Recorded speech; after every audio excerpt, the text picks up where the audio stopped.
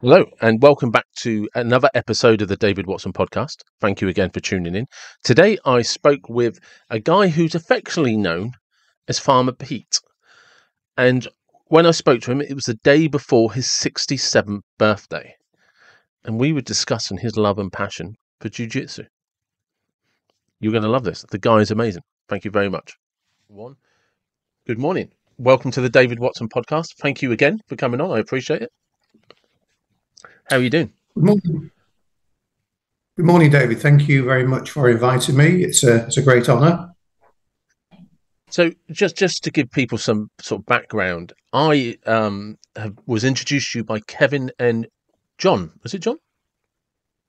Yes, that's correct. Yeah. Yes. So I don't know why his name suddenly, as I had him on the podcast, my name his name, sorry, slipped through my head, and they very affectionately refer to you as Farmer Pete.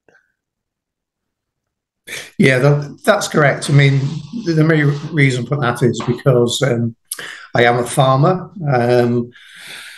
That's my main business. And at our club, our jiu-jitsu club, everybody who's of some interest is referred to by a nickname. So it's actually a badge of honour.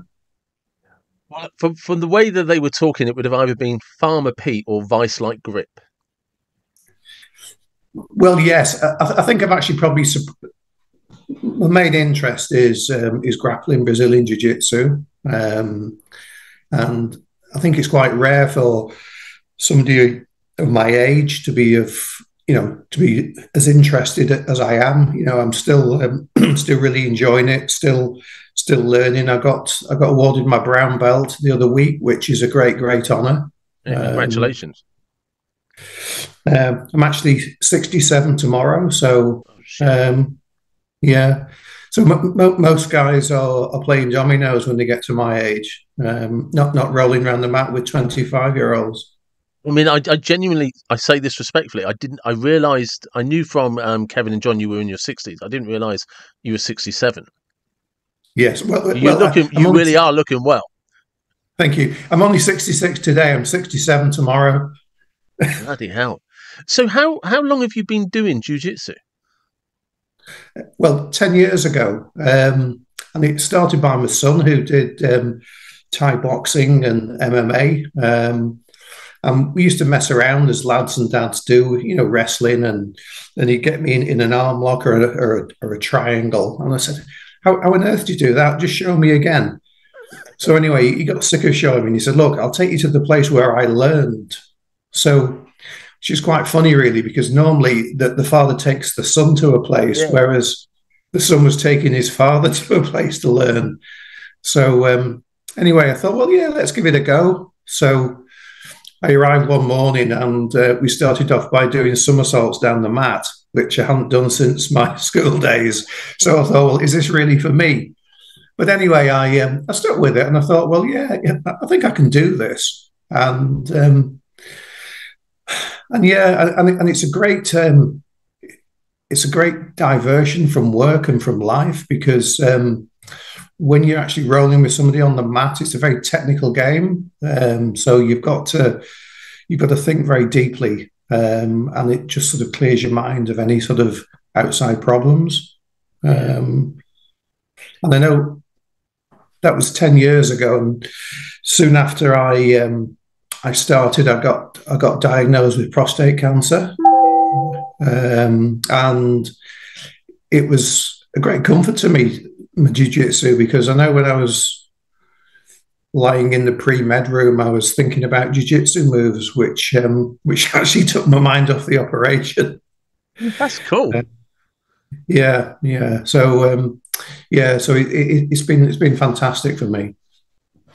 Because there's quite a few interesting concepts there. Because like the first one is the father and son, and like you said, there's that dynamic where normally the father is teaching the son or dragging the son, saying, "Come on, I want you to sort of start this and start this." How? Because that's a wonderful relationship that you have with your son. If you're able to be the one, son, can you show me? Well, yes, I've got two boys, and I get on with them both equally well. and there's always a bit of lad and dad sort of competition. Um, and Richard, my eldest son, who sort of introduced me, I just think he wanted me to sort of to have a hobby and a diversion away from my work. Um, so So, and yeah, going back, when you were talking about the somersaults and sort of doing the roly polies across the mats, sort of thing, yeah. do you remember how well your body adapted to that sort of transition? Well, yes. I mean, I think because I've always had a physical job, my body was sort of I was reasonably fit for my age. Had quite a good deal of natural strength just through lifting things. So my body was conditioned to it. My biggest problem was actually flexibility. Yeah. So I found that quite difficult, and I'm still not very flexible. So it is something that's quite important to work on, really. Do you have any sort of mobility drills or flexibility drills or anything? Yeah, I do try and stretch. When I'm just sat watching TV, I try and stretch my. The main thing is to try and stretch your hamstrings, because if your hamstrings are tight, it gives you all sorts of back problems, and Yeah. it gives you knee problems as well. Oh, and the other thing is, I was actually suffering from an arthritic hip as well, which didn't help me. Has that eased up? Because I always wonder how much there is an element of movement helps movement, and if you sort of stiffen up too much, your body kind of goes, "Oh right, okay, we're going to become sort of stationary."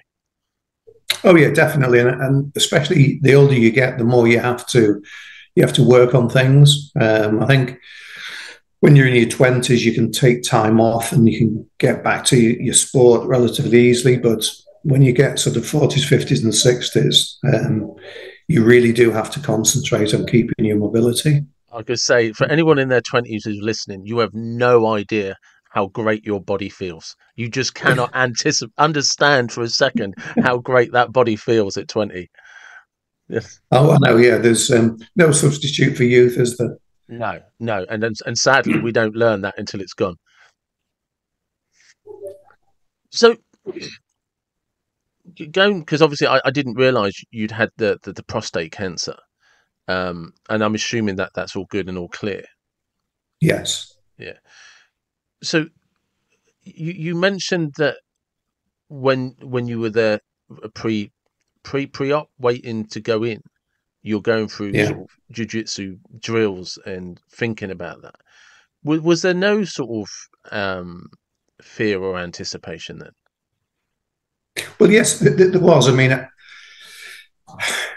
I'll just give you a bit of history. I went for sort of just a normal GP checkup, and he said, "Look, we'll do a PSA test, which measures a protein in your blood it's a marker for prostate cancer." And it was only slightly high. So, being a very diligent doctor, he said, "Look, we need to keep an eye on this." So we monitored it, and then eventually he sort of drew a graph, and it was actually raising slightly. So we arranged for me to go for a more invasive test, and it proved that I'd actually got a very aggressive prostate cancer. Um, and I was just devastated because I'd never been ill in my life, and my consultant was really shocked because I had no symptoms. And it was it was a very emotional time for me. And the thing that I really thought about was I'm not going to see my children grow up. And it really affected me badly. But anyway, we arranged for the operation, and when I looked into it more, I thought, well, yes, there is life beyond prostate cancer. Um, so I've had the operation, and I've been clear ever since. I've been tested once a year, and it's been very successful. So was it Uh, sort of the research and stuff like, oh, actually, there's a very good opportunity that I'm going to be okay after this? Did that kind of then change the mindset to actually let's focus on things will be all right? well, basically, I stopped because obviously when you get diagnosed with something, you want to research it and get as much information as possible. Well, I stopped researching it because if you were to read the information on aggressive prostate cancer, your chances of survival were very small.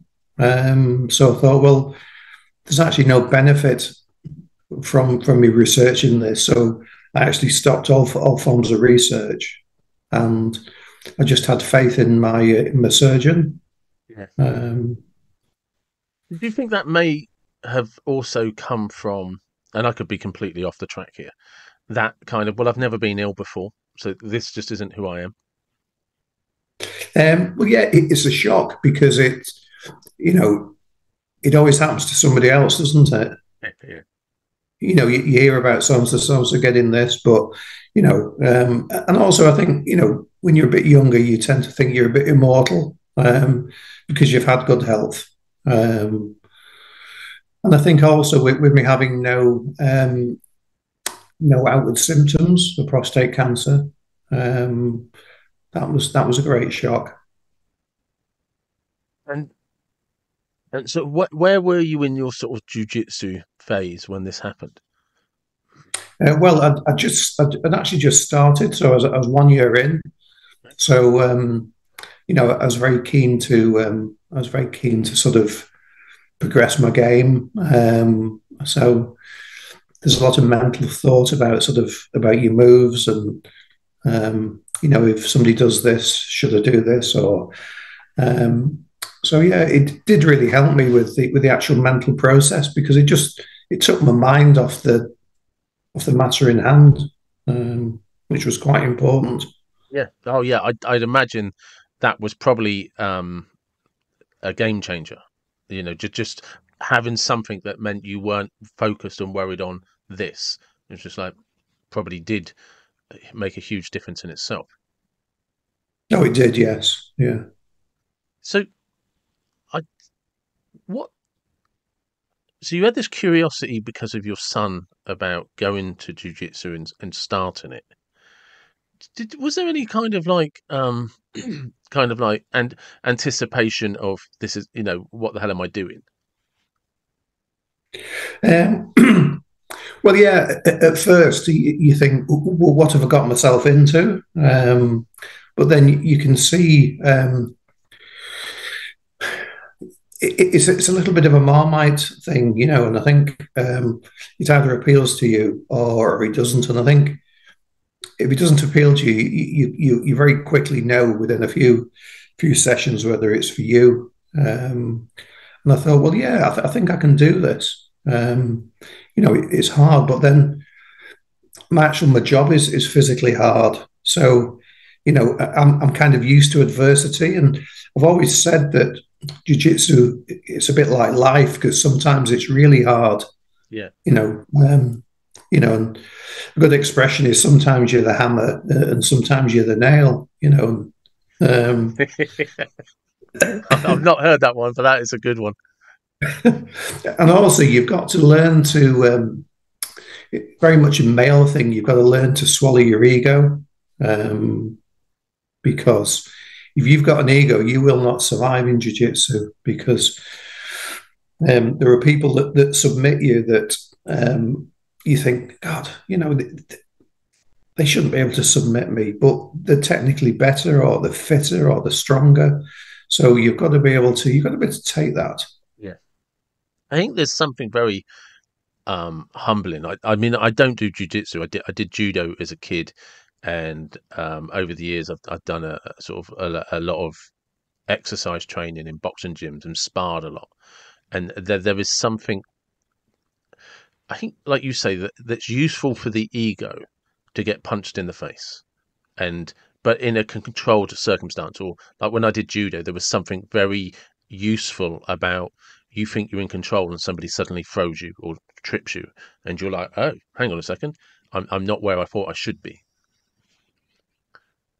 Well, yeah, you also learn to be a great respecter of people, and you learn not to judge people by the cover because people are so different underneath and there's many layers. Yeah. Um, and it's been my experience that the toughest guys are really the nicest guys. Oh yeah, yeah, definitely. There's some guys. Well, actually, Kevin and John are probably good examples. I've never met John in person, but I've actually met Kevin. We did a weekend course together, which is how I met him. The nicest guy you could ever wish to meet. Well, yeah, Kev. I mean, I call him the smiling assassin. He's actually smiling at you as he's choking you. So Sorry. But if you were stood next to Kevin in Tesco's, you would have no idea. no, no, no. But also, an interesting fact that I used to go to school with Kevin. I used to be friendly with Kevin's father. Oh, crikey! So yeah, Yeah. there's a massive history. Oh, yeah. Well, it was quite funny, really, because Kevin's a very sort of happy, outgoing nature. And the name McAllister, it's not that common. And I thought, well, when I was at school, I used to go to school with a guy called Mike McAllister, who I was quite friendly with, and he was always like quite outgoing and chatty. And I said to Kev, "Is is your dad called Mike?" And he said, "Yeah, how do you know?" And it was just incredible that, I'm grappling with his son, sort of Yeah, like 50 years later. it's crazy. It's absolutely so. Because obviously you're a farmer. What do you do on your farm at the moment? Well, it's all arable. We farm like 450 acres. We grow wheat, barley, oilseed rape, and beans. So I don't employ any regular staff. I use contractors at busy times of the year. At the moment, we've got the crops that are growing, so we're actually applying fertilizer to the crops and spraying them, keeping them clean from disease. So it's always a challenge trying to fit my jiu-jitsu in, because sometimes you've got to spray and fertilize according to the weather. So sometimes there's a bit of a clash between work and jiu-jitsu. So work has to come first, but I always try and sort of fit it in.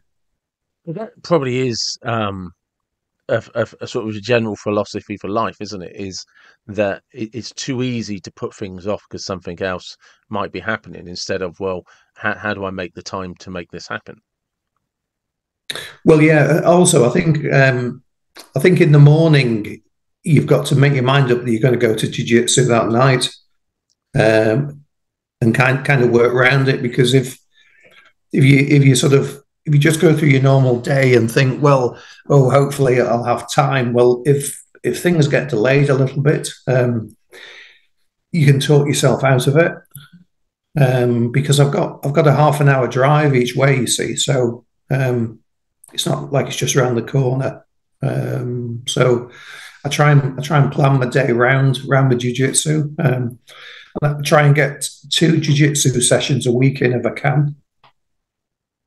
You, I find that's probably the minimum, to remain sort of reasonably current. But I find that it's the amount that suits my body, because my body's recovered by the time I go to my second class. so, but I mean, because that's probably part of the learning curve, isn't it? Is how much jujitsu can you do to maintain it without putting yourself under too much strain that it becomes problematic. Yeah, well, you see, as you get older, you got to train smart, um, because to me, it's all about being able to sort of keep doing jiu-jitsu for years and years. But I know that if I'm reckless, and I get a serious injury, it could put me out for good. So I try not to overstress my body. I I will actually roll with anyone, Yeah. but some younger guys that have just started that tend to be a little bit uncontrolled, I will avoid. But it's my prerogative to refuse to roll with anyone. I don't want to. I do actually prefer. I really like rolling with Kev, and I like rolling with the instructors because it's a hard technical roll, but it's safe. At the end of the day, we do it as a sport, and we all want to go home and go to work the next day. Do you think, like, I think for people listening, what they probably they don't understand is that the more, because jiu-jitsu can be is so technical as you go up the levels, there's less brute force and ignorance applied, if that makes sense. Whereas when you kind of go in with somebody that is quite inexperienced, especially if they're young as well, and they're very experienced, and they don't have the same techniques, that they're trying to use too much strength, or they're just trying to physically bully you. Oh yeah, 100%. And also, the young guy who's full of testosterone and just started, I'll show this old guy. So, you've got a bit of a mark on your back. Yeah.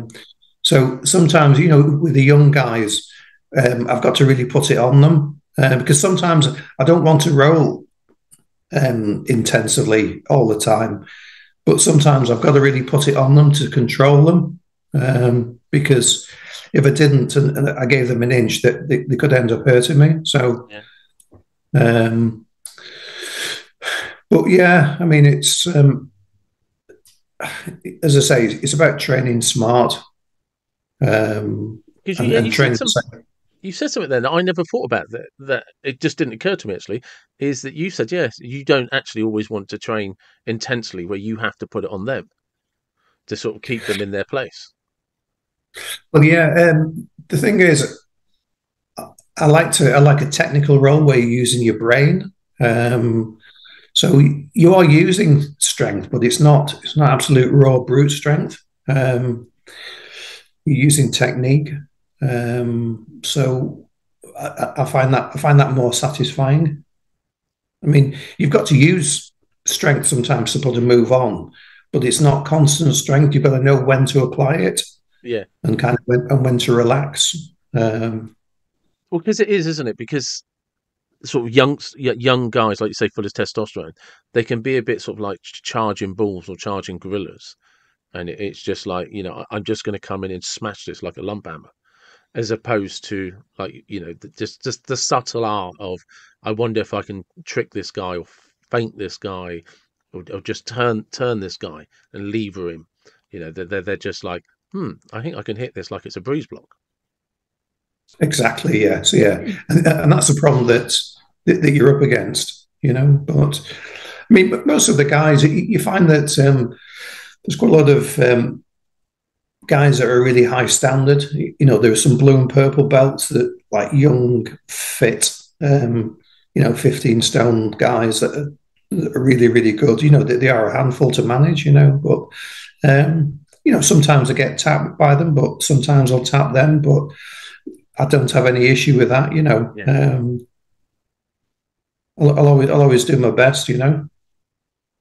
So, where do you see the future with this?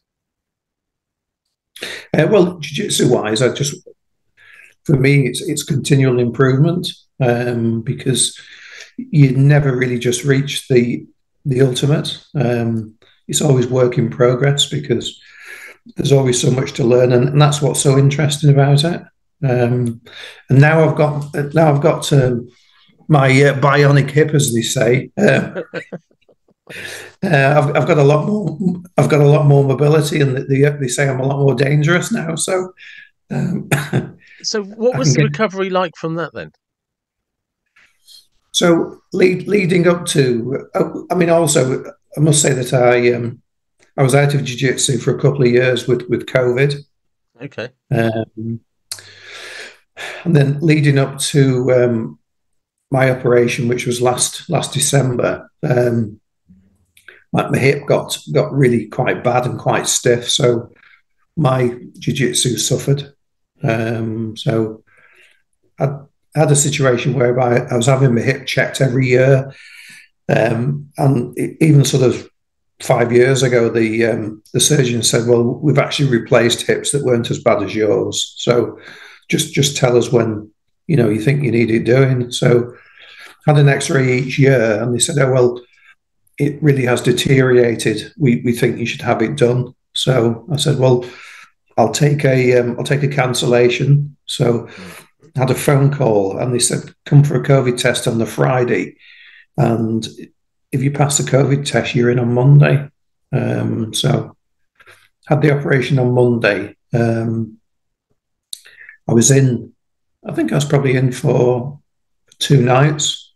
It was quite funny coming out of the operation. I was on the trolley, and because I was full of morphine and drugs, I felt like really chilled and relaxed, and I felt like I was just on holiday, you know. Uh, but then the reality set in, you know. So they said the first question is, when can I go home? So they said, oh well, you've got to be able to do X, Y, and Z, and but they tell you off if you try to do too much. So I was actually forcing myself to try and walk, you know. So I was out in a couple of days. The actual recovery at first, it was a bit traumatic because my leg was quite swollen, and I was worried about complications, and you couldn't really speak to anybody about it. But I kind of progressed quite well, and then so probably by May or June, I was on the mats again, just rolling sort of quite steadily, and now I'm okay. I don't allow myself to get thrown. I won't allow a sort of a judo throw to get slammed on the mat, and I'm also very careful about my space because I don't want anyone actually falling on me. So yeah, but my mobility is good, and it's been very successful. Do you have any, like, because explain the belt structure for me? Well, you start off with a white belt, and then some schools they give you sort of a stripe as you progress, and then you go on to a blue belt. That's quite a significant belt because it shows you've got sort of a good base understanding.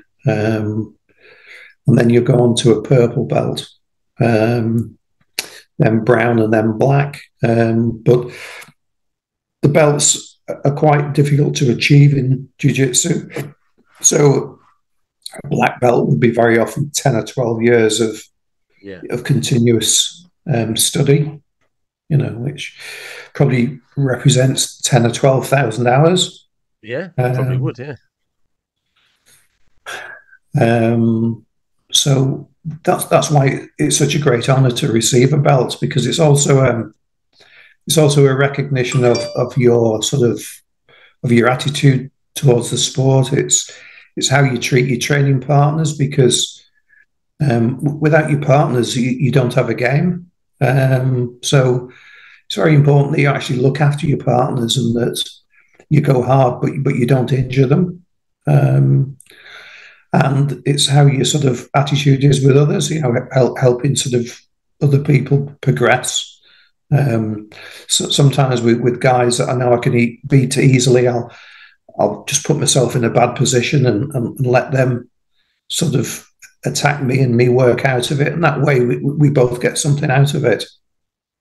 It's not all just about submissions. So it's kind of approaching sessions as a learning curve. Sorry, what was that? Sorry. It's kind of taken the approach that lessons are a learning curve. Yes. Yeah. Yeah. Yeah. It is like a big learning curve. So just what are your standout moments since you started doing it? The ones that sort of jump out to you? Jiu-jitsu. Well, I think really when I've achieved each belt, it's been a significant time, because you never think that you're quite ready for it. And I think my main concern was with this last belt is because the brown belt, it is quite a senior belt. And in our club, the brown belts that are existing are very, very good. And you think, well, will people think that I'm up to that standard? Or will they think, oh, he got it because of his age? And John and Kev assured me, no, it's because of your ability. So, you kind of feel better for that. So you always kind of doubt yourself a little bit, Yeah. and I think but maybe that's not a bad thing.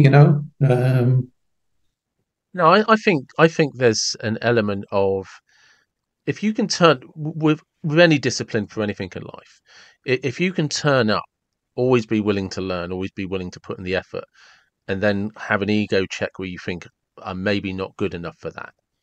I think that's probably a really good place to be, because you're never then overconfident. You're never then imposing yourself on something. You're always like, actually, do I know enough?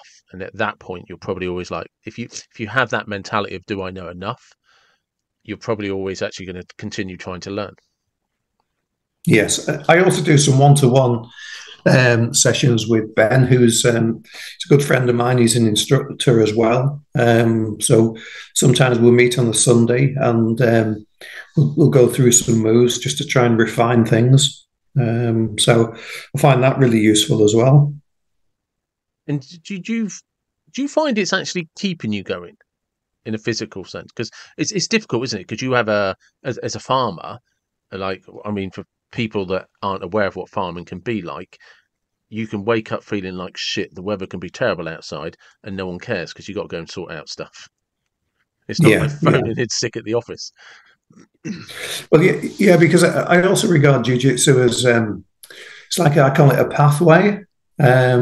So I try and go to the gym as well. So I try and sort of, but my aim is to try and do two jiu-jitsus a week and the gym twice, but it doesn't always end up that way. So it very often ends up like go to the gym once and jiu-jitsu twice. And I call this a pathway because basically, if you're training and you enjoy your sport, because of the physical activity, you tend to lose weight. I mean, um, I've lost probably nearly getting towards a stone recently, and I feel a lot fitter for it. So while I'm training, my drinking and my eating is all in line. Whereas I think if you stray off the pathway, you can start eating a bit more. You can have a few extra drinks, um, and you get a bit out of shape. So I find that my training is really important for my for my health in all sorts of ways. Where do you think this outlook came from? Um, I don't know. I think it's survival. It's answered, isn't it? Survival, self sufficiency, because I was always brought up that you've got to be self sufficient and kind of look after yourself because nobody else is going to. So, and it just seems like common sense, really. You know, There's a lot of that. We're in shortage of that, though, aren't we? we are really, yeah, yeah. So you say that that was kind of possibly an outlook that you were raised with. What is the family background? Well, my father was a farmer, and his father before that was a farmer. So I come from sort of like a farming history, and obviously by the very nature of the job, you've got to be sort of practical and sort of you've got to just you've got to be able to get on with the job. You know, not look at it and talk about it, do it. Yeah. And I think I was always brought up to work. I just went to the normal secondary school. I did my O levels. I started off doing A levels. I was doing maths, physics, and another subject, but it didn't really inspire me. So I left and I started working on the farm. Then I went to agricultural college, and my father was probably not in the best of health, so I took over the farm when I was probably in my 20s. Oh wow! So you took it over young. Yeah, yeah, yeah. So yeah, I've been a farmer for quite a bit of my life, really. Because that's one of the interesting things about farmers in general is, probably especially your father's generation and the generation before him, but it would still apply to yours. um, is once you kind of start farming, you kind of don't stop farming until you physically can't do it, which is Well, yeah, it's quite funny, really, because quite a few of my friends, and my wife's friends, they've been retired for quite a few years, and they all say, when's Peter going to retire? And I tell my wife, you must tell him he's not going to retire. And they give you a sideways look. What do you mean he's not going to retire? And she says, well, he's doing a job that he loves and looks forward to each day. Why would he pack it in? yeah. And there's people we know that they go on back-to-back cruises, and they take two sets of clothes because they put on so much weight, and I can't get my head around that. I just can't understand. I don't imagine you could, no. Because it is so, isn't it? It's just like your grandfather probably would have, I mean, started working at God knows how old he was when he started working on the farm, and probably carried on until he literally couldn't carry on. Well, yeah, in years gone by. I mean, I started working on the farm when I was 12 or 13, driving tractors, and it's just something that you grow up with. How's it Of changed? course, pardon. How's farming changed since you were 12? Well, very much so. I mean, now well, my father only had quite a small farm. It was only about 100 acres, and he had five men. And now we farm 450 acres with no men. So the tractors they've got far more advanced. We have GPS on both tractors, so we've got parallel tracking. The sprayers switch on and off automatically by GPS, so everything's a lot more accurate. What do you think your dad would make of that? I think he'd probably be quite shocked. But you think, oh well, it's a good idea because it's just making us more efficient. Yeah, because I think people sometimes we lament how things have advanced and sort of the good old days, the good old days. But then farming was always about what's the most efficient way to do something. Well, yeah, my father used to call them the bad old days because, because he used to have to get up to feed the horses before he started work because the horses pulled the plough, and then there was one horse turned around, kicked him, and broke his ribs. So he said, "Well, that's not the good old days, And then he'd have to work. He'd have to walk for miles behind a horse, and then if he wanted to go for some shopping, he used to have to go to 3 miles up the road on his push bike. So, And with and broken he used ribs. to, yeah, and he used to say, well, boredom never killed a man, but hard work does, So, yeah, I think people can look back and sort of wax lyrical about the good old days, but some of the days weren't so good. Yeah, because I mean, we can be blinded by nostalgia. We sort of confuse I'm, those days were simpler, but they weren't easier. And I think people No, they were, confuse that. no, they were more difficult, and I just think it's human nature to sort of to reflect back with rose tinted spectacles.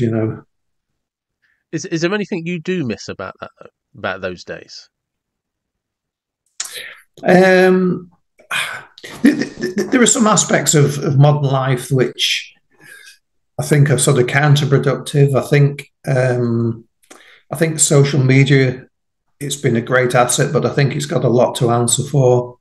I think social media has caused as many problems as it's helped. I think the thing that I can never get my head around is, I'm on Facebook and I follow people on Facebook and Instagram. But, you get friend requests from people that you don't know, and you think, well, you won't walk into the street and someone come up to you and say, hey, can I be your friend? I mean, we're in this age of connectivity. but nobody will answer the phone to you. So, True. It's very true. so I think it's all a little bit bizarre, and I think I don't know. I think things have gone a bit topsy turvy, really. I find, yeah, because I find that a double-edged sword. Because on one hand, I'm grateful because modern technology and social media means I can actually reach out to people like you, talk to you face to face like we're in a room.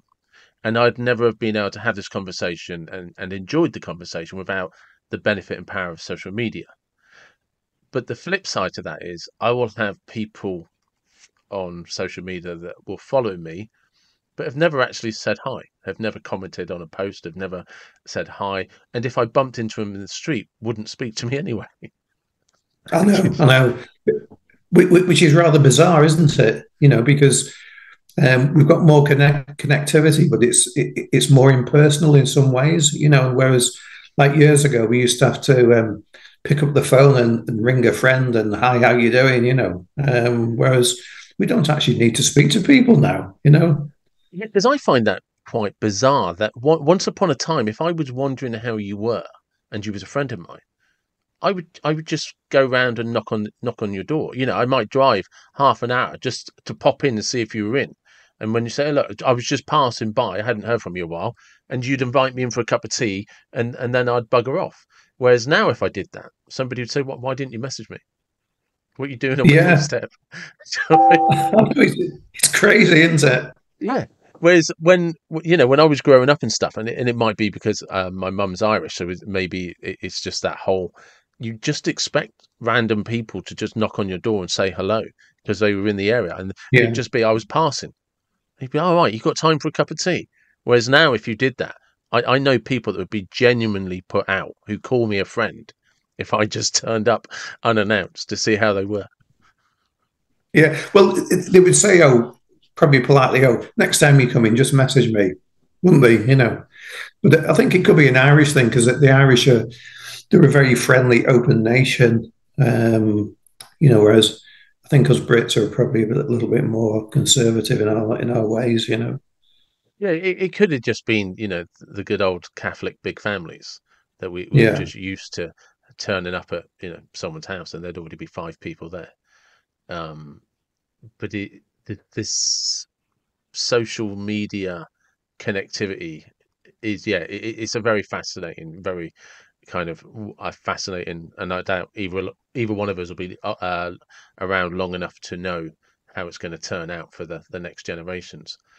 and Um, also the thing that mystifies me is I've always had to have a product to sell. I can't sell fresh air, whereas these influencers on Instagram they're selling fresh air, aren't they? yeah, Um, yeah, no, they are. I mean, I fall into that category. Do you know what I mean? I do. People will. I mean, I don't make any money off these guys, off this. I don't have anywhere near enough tension to make any money off it.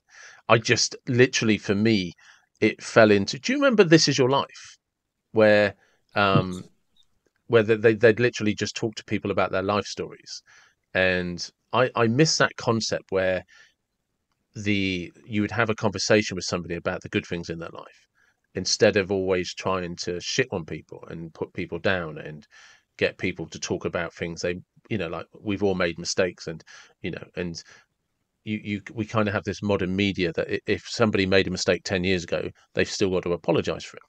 And I flipping hate that kind of thing. I miss the days of This Is Your Life where is it Max Bygraves would and Eamon Andrews, Eamon Andrews. yeah, They'd come out with a big red book and they'd be talking to some celebrity and there'd be some like maybe they got divorced or maybe they'd been arrested or maybe they'd been made bankrupt and he'd slip that in very discreetly and then carry on as though nothing could happen and then just celebrate yeah. everything. And I miss that discretion. Do you know what I mean? It was just like because things do happen to people and people do have to pick themselves up. But you don't have to, unless somebody actually wants to. But you don't have to completely get them to dissect it on in public life for then everyone to see whether they approve of that or not. And Well, and it's like sort of what can we say?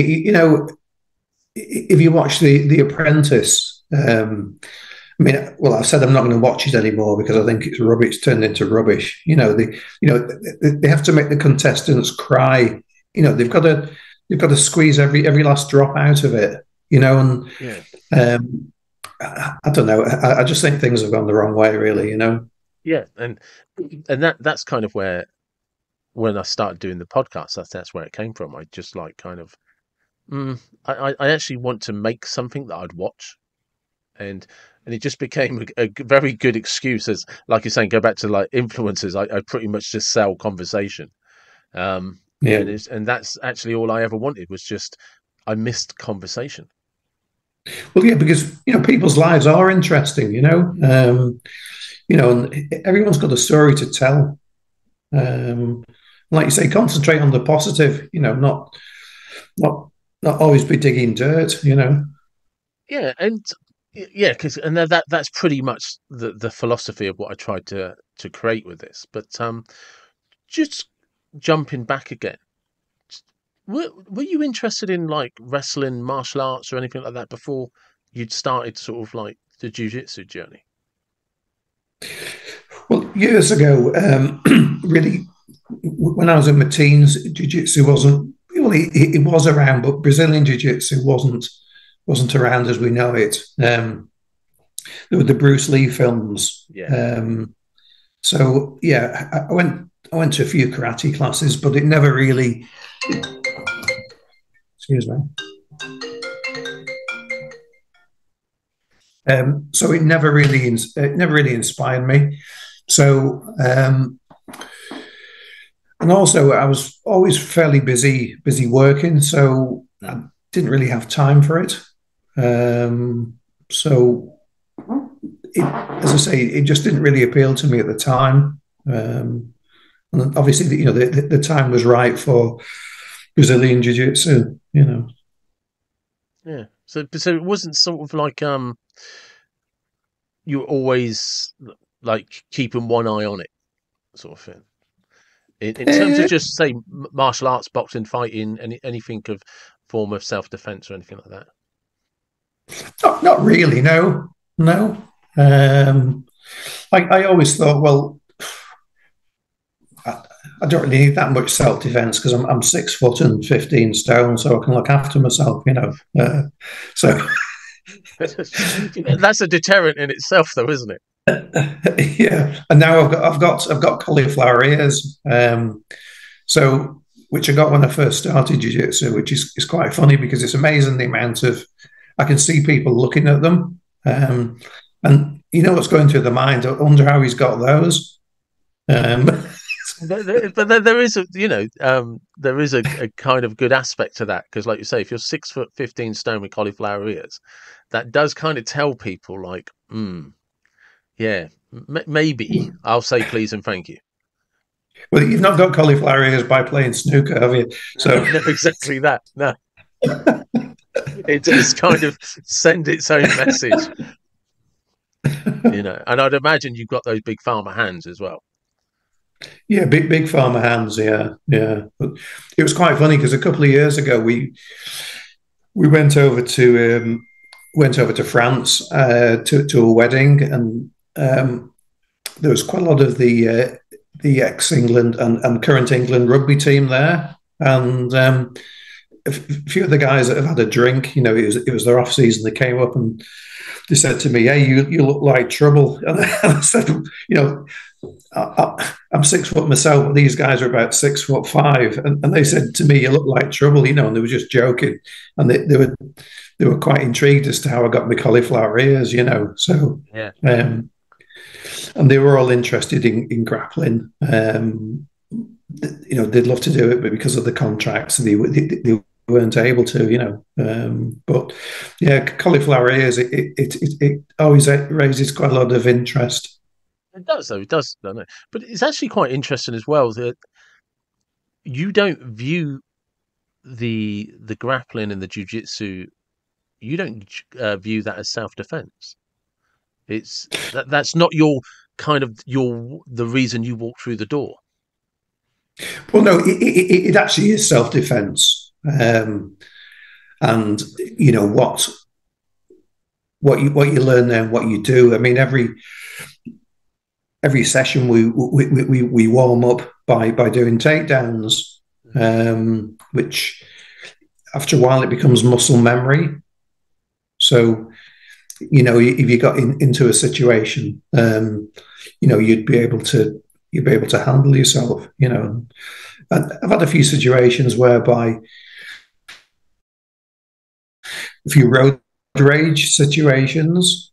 Yeah. There's one guy, he was swearing at me and approaching me, and I just sat with my arms folded on the car bonnet, but I had me game ready, and I knew that he was going to hit the deck as soon as he came towards me with a double leg takedown. But he thought better of it and went away, So, so the reason I'm laughing, it is there self-defense wise, but I don't do it primarily for self-defense. No, sorry. The reason I started laughing is because you're sort of like, so there's this guy who's got a bit of road rage, who's thinking about what he's going to do, and you've already decided which way he's going down. Oh yes, yeah. It's just a chess move to you. So it's like, right, if he comes this angle, he hits the floor that way. If he comes this way, he goes over the bonnet that way. Yeah. There's like you're literally waiting to see which foot goes forward and which arm comes out to decide which way this ends. But there's one thing for certain: he was going to come second. Yeah. But it's just it's that like I said, I was just getting very amused because it's just like, right, so if he does it, okay, and it is so instinctive because of the amount of times you've done takedowns, the amount of times you've grappled, that people that don't ever do this, I'm going to segue slightly here. I remember a great lesson I was taught, and I was about 40, and I was still in the boxing gyms boxing, and I will be very honest, I boxed at a very low standard, and I was crap at boxing, right? But I was sparring with this kid, and he was about 18, and he boxed at national level.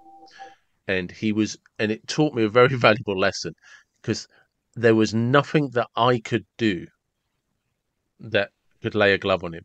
And he literally decided what he was going to do. And he was very gentle, very respectful. He didn't give me a hiding, a kick in, or anything like that.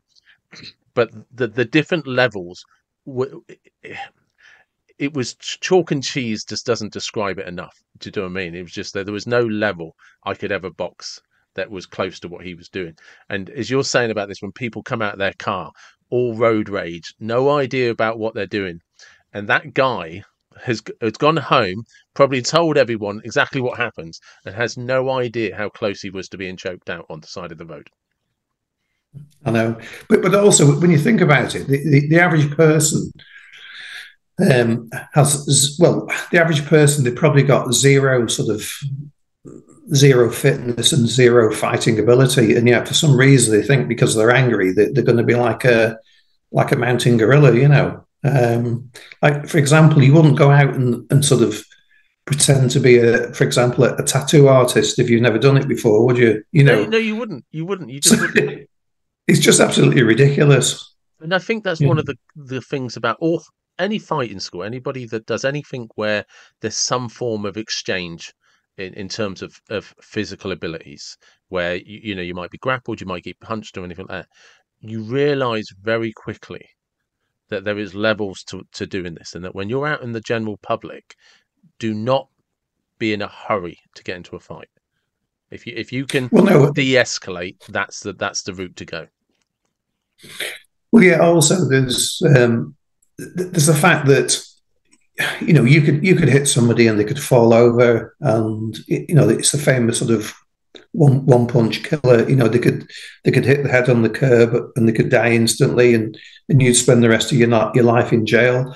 They could pull a knife out and stick it in your ribs, and you could die on the spot. Yeah. So really, you need to be quite aware of this, and I think there is like a danger that if people are doing a martial art for pure self-defense, they can say, well, I'm going to try this and see if it works. Which is actually very dangerous, because you're in like an uncontrolled situation. There's nobody going going to come out from the crowd and hold your arm up and say, "Oh yeah, you're the winner." Um, it's just a very, very unpredictable scenario. And it's about ego again, isn't it? You know that you got to like swallow your ego sometimes and walk away. But it's only when someone approaches your space is that when that's when you actually sort of take the safety catch off, so to speak. Yes. So when you first when started doing jujitsu, kind of did that exploration of is this for me? There was no intention of this then being for a self defense. This was really, will I enjoy this? Does it keep me fit? Or Yeah, I mean, it was taken up as a sport and a way of keeping fit, you know, which it has done. And for me, the self defense is like a byproduct. yeah, how much of it was an intellectual thing, just actually to challenge the way you fought and to just the mind games, like the chess games you play with other people? Well, yeah, very much so, and it still is, because all the time, you know, well, I pretty well know what people are trying to do. You've got to be trying one step ahead. You've got to try and counter it. And a famous jiu-jitsu professor once said, "If you think about it, you're actually too late." So it's actually got to be, and you know yourself in boxing, it's got to be instinctive. So you know, you can't think, "Oh yeah, there's a right hook coming here. What should I do?" It's by the way he moves his shoulders, you've got to be like getting your gloves up That's probably because why you I know was so what's bad coming. at it.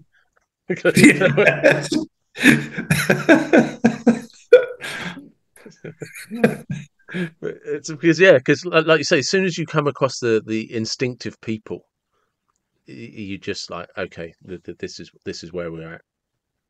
And Yeah, yeah. so, just being conscious of time, I've got one last, very much a random question for you, and completely unrelated to anything we've discussed. If you could be anywhere, any place, anywhere in time, where would you be? When would it be? What would you be driving, and what music would you be listening to? So it would be about 10 years ago because I feel that my life's on fast forward, so I like to rewind just a little way back. Um, I'm quite happy where I am, so I won't be anywhere different. Um, I'll be driving a Porsche 911 convertible, Nice, and I'll be blasting soul music out. nice. I like that. I like that. That's absolutely perfect. What, just again, random. What color would the 911 be?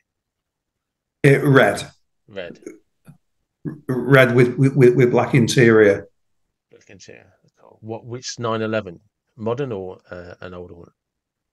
Well, it'd just be the 911 of the era, really. Yeah.